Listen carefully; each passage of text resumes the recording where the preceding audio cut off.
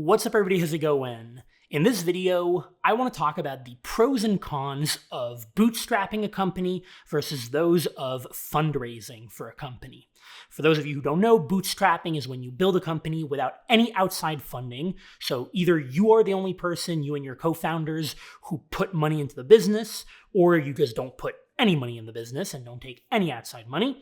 And fundraising is obviously when you raise money from investors, usually venture capitalists, if we're talking about tech companies. Now, as many of you know, I've been running my company AlgoExpert for 6 years now, and we have been fully bootstrapped from the very beginning. We have never raised any money from outside investors, and we put very little money into the business. We only put about $2,500 each, me and my co-founder Antoine, and we've been profitable since basically the very beginning. We've been able to sustain ourselves since the beginning. That being said, we have been approached by investors many times, especially over the last 3 years, investors asking us if we wanted to fundraise. We've considered it, we've analyzed the pros and cons, and we came to the conclusion that we wanted to stay bootstrapped, and it has worked wonders for us. I'm very happy that we remained bootstrapped. I'm very happy that we never raised even $1 from outside funding, and in this video, I'm going to share all these pros and cons.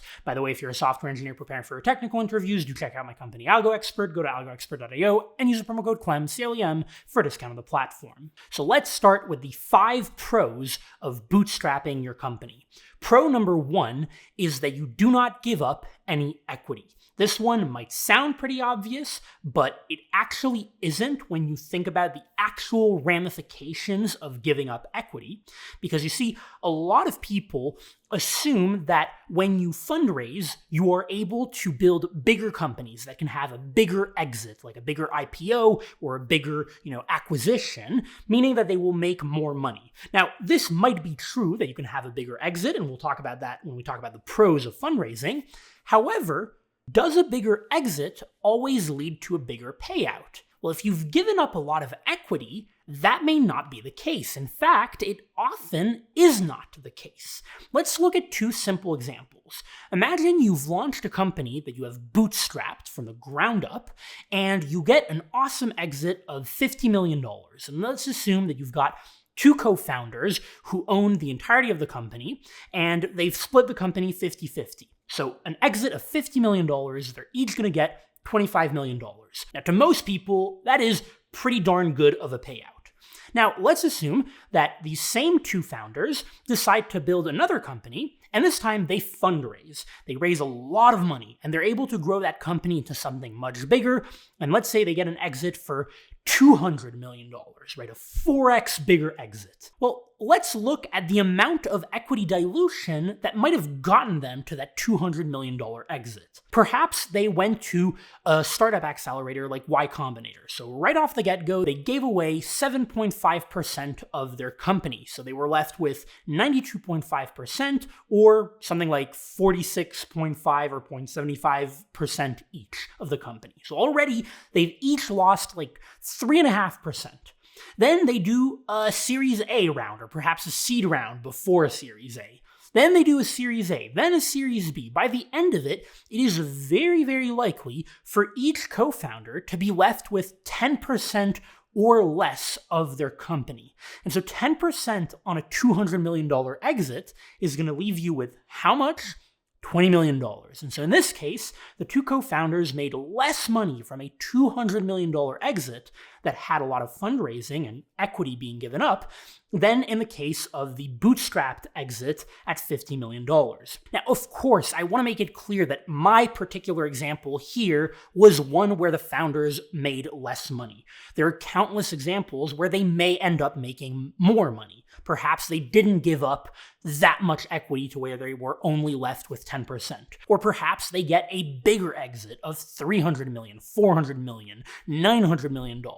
Who knows? But the point is that the example that I gave is not uncommon at all. You really have to think about this when you start fundraising, and this becomes especially important the more co-founders you have. If suddenly you have 3 co-founders or 4 co-founders, it is very easy to find yourself, even with a $1 billion exit, not making that much money or as much money as you would imagine you deserve from such an exit. The second pro of bootstrapping your company is that you do not give up any control in your company.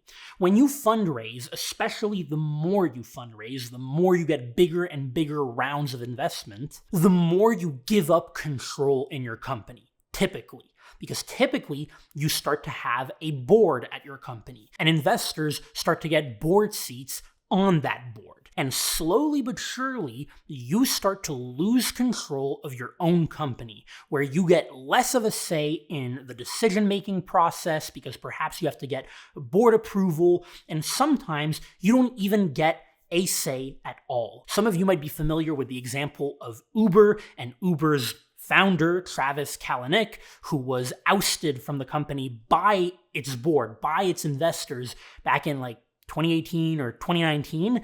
And no matter what you think about Travis Kalanick as a person, whether or not he deserved it or whatever, I'm pretty sure that if you were him, you would have not wanted to be ousted from your own company.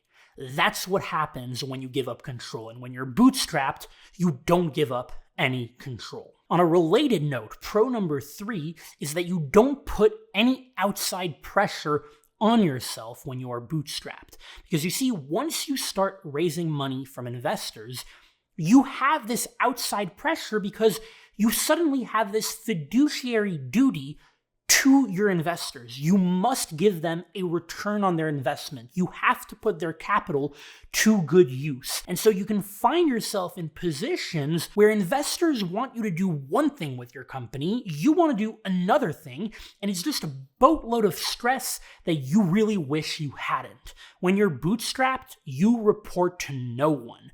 You don't have this outside pressure. You can choose how to ride different markets. You can choose the direction that you want to bring your company in. You're not going to be pressured to sell. You're not going to be pressured to raise more money. You're not going to be pressured to hire or fire certain people. You get to decide. Pro number 4, by being bootstrapped, you force yourself to have to do more with less. Because naturally, you have fewer resources when you are bootstrapped. Primarily financial resources, but by extension, other resources like fewer employees because you don't have the same amount of money to employ those employees, fewer software services that you can use to empower your employees or your company. You might not be able to get into the biggest office or be able to give the biggest perks because you don't have the money to do these things. But that doesn't necessarily put you at a disadvantage. It just teaches you to do more with less. You start to realize that maybe 2 really, really good employees is just as good as 5 or 10 or 20 modest employees, decent employees. You become much more disciplined with cash. You really think of where you are allocating your cash because you don't have a $2 billion check that you can rely on. Obviously, I'm exaggerating a little bit with $2 billion, but you get the idea. And finally, pro number 5 is that you get to focus all of your time and energy and resources on actually building your company and not on fundraising. As a lot of people who have fundraised a lot will tell you, fundraising takes a lot of time, a lot of effort. It's apparently not easy, especially if you're kind of a nobody, or if this is your first company, or if your company doesn't really have a lot of, promising revenue or promising traction, or if it's going through a hard time. It takes a ton of time and effort raising funds, and that detracts you from your main mission, which is to build a company. I hear from a lot of VC-backed CEOs that something like half their time, if not more, is spent on getting ready to raise the next round. And it's this perpetual, never-ending cycle. And that's just a totally different job. And it just, a lot of people might not like that. So that's just something to think about when you're making the decision of whether or not to stay bootstrapped. And like I said, for me, these 5 pros have been absolutely wonderful, and I'm so happy that we have remained bootstrapped on AlgoExpert. That being said, I realize that fundraising isn't only negative, it's not only bad, there are positives to fundraising, so let's dive into them. The first pro is that you can presumably grow much faster than if you stay bootstrapped. Why? Because the more you have money, like if suddenly I give you $20 million to build whatever company, website, app, you can start hiring a lot of people to help you build that. You can start paying a lot of money for advertising or for business operations, business partnerships, and that can presumably help you grow. Now, again, here there are a lot of caveats. Like I said before, I don't actually think that blindly hiring more people, especially more engineers, is necessarily going to make you grow faster. But nonetheless, I do think that common sense dictates that the more money you have, the more you can likely do. And that is one of the pros of raising funds. The second pro is that you can build companies of truly massive scale. The truth is, there are certain companies that can never be built without raising money. There are companies where the very business model of those companies is such that it requires a lot of capital to get the company up and running. And the company will not be profitable for a long time. And so you need to keep pouring capital into the company. And oftentimes, these are giant companies. These are some of the biggest companies that you see around you. And the grand majority of them are admittedly not bootstrapped because it's just not possible. So if you truly want to build a giant company, or a company whose business model prevents it from being profitable immediately, then fundraising is going to be very useful and perhaps even necessary. The third pro is that by fundraising, you can get a lot of publicity. This is especially true when you raise a lot of money. So if you start raising, a huge Series A or an even bigger Series B, a $200 million Series C or something like that, you're going to get a lot of publicity, at least in mainstream tech media. So things like, TechCrunch, or even mainstream media, like you might be picked up on the CNNs and Foxes and Bloombergs of the world. Now, this is also kind of debatable because in this day and age, I firmly believe that you should be in charge of your own publicity. You should try to build an online brand on YouTube, Twitter, LinkedIn, all these social media platforms. But still, fundraising can give you that publicity, especially if you don't otherwise have a personal online brand. And that publicity can be useful to help your company grow. Now, the fourth pro is that you can actually get a lot of help from some of your investors. There are a lot of really talented, really helpful investors out there, and by getting money from them, not only can you get these investors as sort of mentors, as advisors. You can even call them up on the phone in the middle of the night and ask them for help on certain things that they've likely experienced before with other companies, especially big companies.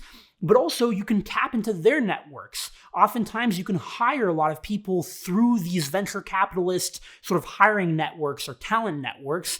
And so there is other value beyond just the financial value, the money, from getting good investors. Obviously, this only applies to some investors, but that is one of the sort of hidden pros of raising money. The fifth and final pro of fundraising is, to be honest, the most debatable one, but I still figured that I would throw it in there.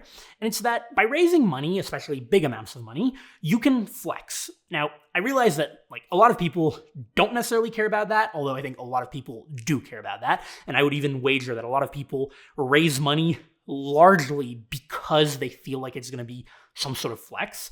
When they get that publicity, they're going to be able to say I raised $200 million. And so suddenly people think is that person worth $200 million? Or is that person a millionaire? Are they a billionaire? Because suddenly your company, is valued at $1 billion. I raised $200 million at a value of $5 billion. But it turns out it's just paper money, at least at the time being. But the truth is that yes, you can kind of flex by raising money. Some people will actually not find that to be a flex. So ironically, the people that you might think you are flexing in front of might not actually perceive it as a flex. And so it's kind of counterintuitive. But I just figured that I would throw that in there because I do think that a lot of people do it partly for that reason. And so that concludes the 5 pros of bootstrapping and raising money to build a company. Like I hinted at before, I think that bootstrapping is the better choice between the two for the grand majority of people when they're thinking about launching a company. I am very, very happy that we were bootstrapped at AlgoExpert and that we have remained bootstrapped since then, but I do think that there are also some pros to fundraising, and sometimes it is even necessary. Let me know what you think about this in the comments below. Don't forget to smash the like button if you enjoyed the video. Subscribe to the channel if you haven't already. Follow me on LinkedIn and Twitter if you enjoy short form written content. Instagram if you like pictures, and I will see you in the next video.